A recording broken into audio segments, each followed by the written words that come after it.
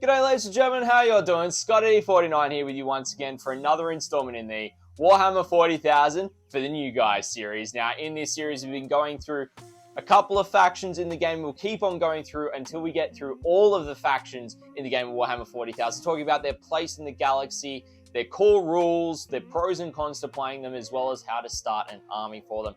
And in today's video, we're going to keep on going through the third faction for this series, which is one of my personal favorites at the moment, which is the Deathwatch. And we're going to be looking at today how to go about starting the army for your own Deathwatch force, and a couple of ways that I recommend to do so. But ladies and gentlemen, before we jump any further, I want to thank everyone that is subscribed over here on YouTube so far. It's been absolutely popping off in the past couple of months, which is awesome to see. I'm really appreciative of the support you guys are showing through hitting that subscribe button. So if you have not already, feel free to hit that subscribe button, turn on that notification bell, as it is always greatly appreciated to have you as a member of the chapter. But ladies and gentlemen, let's jump into it.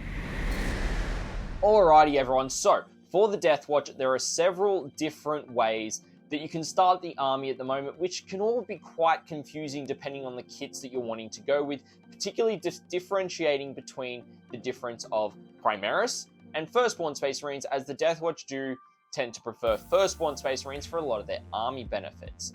Now today I'll be looking at three different options that you can pick from for starting your own Deathwatch army that I believe are some of the best ways to do it currently, and all of them are going to be under 250 Australian dollars. Now, of course, the usual disclaimer, if you're not in Australia, you're going to want to convert this over into your own currency and look at it in that area, but any monetary values I mention in this video will be in Australian dollars. So the first option we're looking at is the Combat Patrol. Now, the Combat Patrol contains the following miniatures: a Primaris Lieutenant, 10 Intercessors, 3 Aggressors, a Primaris Apothecary, and 2 Deathwatch upgrade sprues. Now, the cost of this Combat Patrol comes in at 230 Australian dollars. Like previous Combat Patrols, it's important to have a look at the individual costs of all the kits that are in the Combat Patrol to figure out how much you're actually saving when you're picking up the Combat Patrol, as opposed to the kits individually. Now, individually, all of the kits in the Combat Patrol come to a total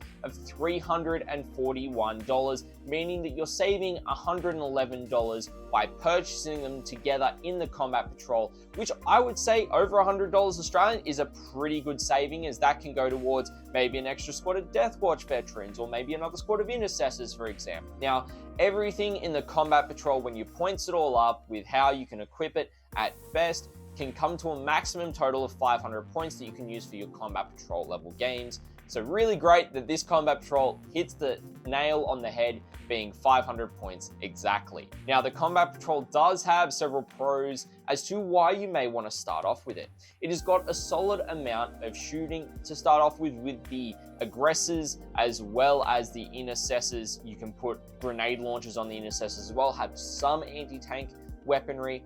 The Aggressors can also handle themselves quite well in close combat if needed, and you could also put the Flamers on them, so it means that you're doing a lot of hits in Overwatch before your enemy gets into close combat with you. Now, you can also use all of the units in this box set to legally create a patrol detachment to use for your Combat Patrol games, with 1 HQ, 1 troop, and 2 elite choices there to make use of. However, there are several cons, in my opinion, to starting off with the Combat Patrol. Outside of the grenade launchers on the Intercessors, as I've already mentioned, there isn't a lot of heavier firepower like las fusils from Eliminators or Eradicators with their melter rifles, for example. And all of these kits are actually regular miniature kits, and this video in this faction is probably one of the last times I mention it, because we're getting into a lot of the other factions that are going to have this problem. So bear that in mind with all the other factions that we get into.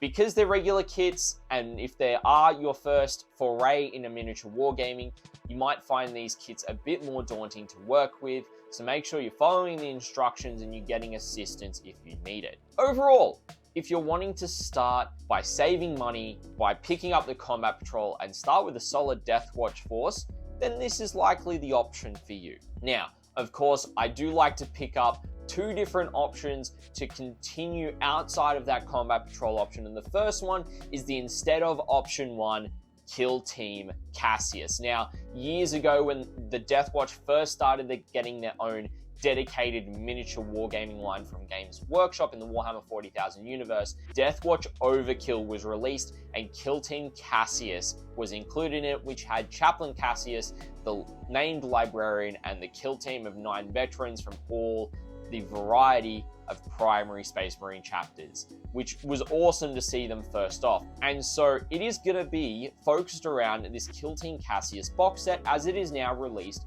individually. And to add on to that box set, we've gone with the following, which is we've got Kill Team Cassius, which has got Chaplain Cassius, Librarian Notorian, 5 veterans, 2 Vanguard veterans, 1 Terminator, and 1 bike in that one box, and 2 boxes of 5 Deathwatch veterans. Now, the cost of this option is $110 for Kill Team Cassius box by itself, and then $66 for each box of 5 Deathwatch veterans, coming to a total of $232 Australian. Now, by using everything in these boxes, depending on how you equip the regular 10 Deathwatch veterans from the 2 Deathwatch veteran boxes, you can get up to a maximum of total of 700 points, just to ballpark it, roughly 700 points, which is pretty big. Now, I will add that Kill Team Cassius unit has got its own data sheet. There's about 240 points of that, so bear that in mind. Now, this option has got several pros to starting with it if you choose to do so. The models from Kill Team Cassius are really nicely sculpted and will definitely stand out amongst your Deathwatch force when you put them on the table. This option also allows you to legally create both a patrol and a battalion detachment straight away with everything in this option for your incursion level games. So it means if you only want to take one of the HQ choices, you can only take one and build that patrol detachment. Or if you want to take both HQ choices, the 2 5-man Deathwatch veteran teams as 5-mans and the Kill Team Cassius that is a troops choice, you can actually run it as a legal battalion as well. Now, there are a lot of options in the standard Deathwatch veteran box as well that you can use with other Space Marine kits if you've picked up, say, a tactical squad or a Vanguard veteran squad or a Devastator squad. Those kits like that, you can add these bits onto.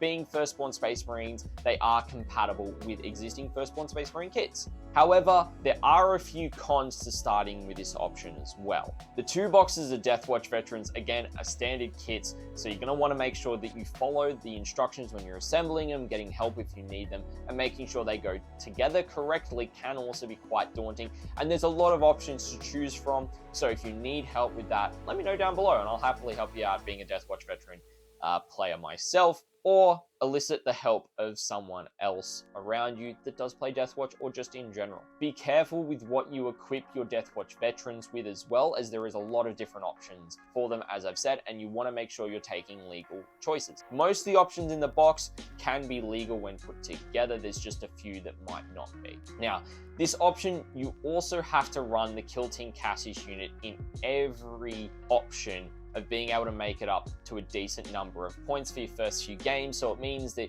you have to run that 240 point unit of the 5 veterans, the 2 Vanguard vets, the bike, and the Terminator all together as a single unit. Outside of the frag cannons in the Deathwatch veteran box sets and already in Kill Team Cassius, there's not really a lot of heavier weapons when it comes to wanting to take ranged weapons to fill out anti-tank roles with this option. Overall though, I really like this option because it gives you some very characterful models in Kill Team Cassius, whilst allowing you to build some of your own Deathwatch veterans to have them complement Kill Team Cassius as well, to have a cohesive force. We've got one more option, which is instead of option number 2, and another one again that we're just going to pick 4 different box sets to build up this option, and they are the Watchmaster, 2 boxes of 5 Deathwatch veterans, 3 Space Marine bikes, as well as adding on there the Deathwatch upgrade sprue. Now, the cost for these kits for this option is $33 for the Watchmaster,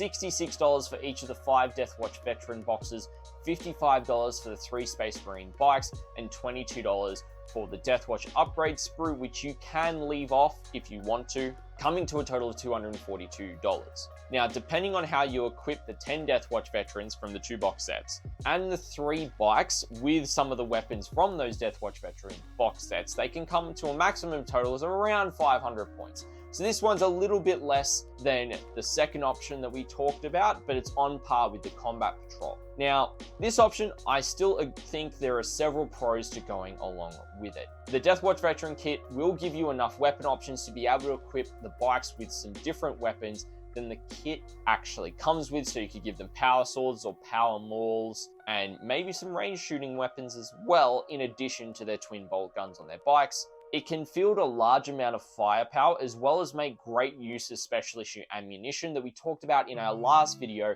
covering off on the core rules that the Primaris in the Combat Patrol cannot really make good use of. Now, with the number of leftover weapon options you'll end up having from the Deathwatch Veteran Squad, you'll actually be able to equip them onto, say, a Tactical Squad or a Devastator Squad, like we already mentioned, in terms of being able to turn them into a Deathwatch unit as well, with that Deathwatch upgrades through having the shoulder pads to be able to put onto the bikes and the Tactical Marines or the Devastators, whichever ones you end up picking up to add on to your Deathwatch forces. And if you choose to do so, you can also really veer off into the close combat side for Deathwatch and make them more combat focused rather than ranged weapon focused. By using all of the options in this option, you'll be able to create a legal patrol detachment that you can use for your combat patrol level games. But there are a few cons to going with this option as well. Like all the other options, they're all standard kits, so you're going to want to follow the instructions, get help if you need it, and it can be quite daunting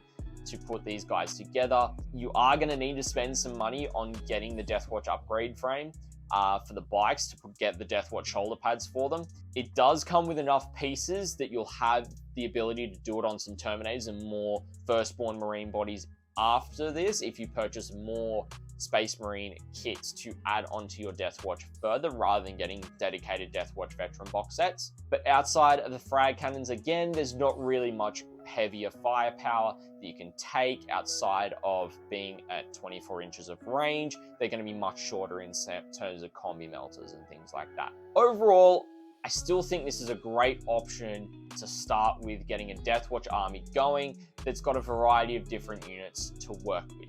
Now, out of the three options, if I was to pick one of them to start off with, to start my Deathwatch army from scratch, with only the knowledge in these videos, I'd likely go with either option 2 or option 3, because you'll get the most benefit out of the Deathwatch rules with those options. It's completely up to you which of the two you go with, or you could even go with the Combat Patrol if you choose to do so.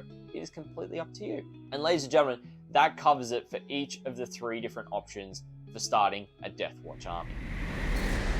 Alrighty everyone, well I hope that you've enjoyed today's video going through the different ways that you can start up a Deathwatch army. They're all great options, and I really personally love my Deathwatch. I love the variety that they bring to the Space Marines and the rules that they get a lot more flexibly compared to what standard Codex Space Marines or some of the primary founding chapters as well from the Horus Heresy get in terms of benefits. Now, ladies and gentlemen, if you did enjoy this video, feel free to hit that subscribe button down below. If you have any feedback, leave a comment and also hit that like button as well. It'd be greatly appreciated. Now, if you do want to financially contribute to any of my content, you can find the details for my Ko-Fi page down below, where I've got memberships, one-off donations, as well as merchandise available there as well, with the Scotty D49 logo dice.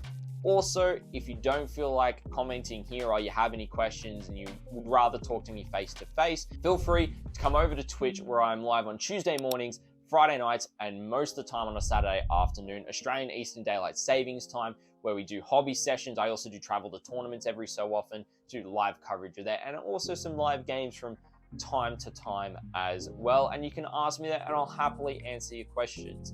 But ladies and gentlemen, I hope you've enjoyed this video, and I'll catch you in the next one.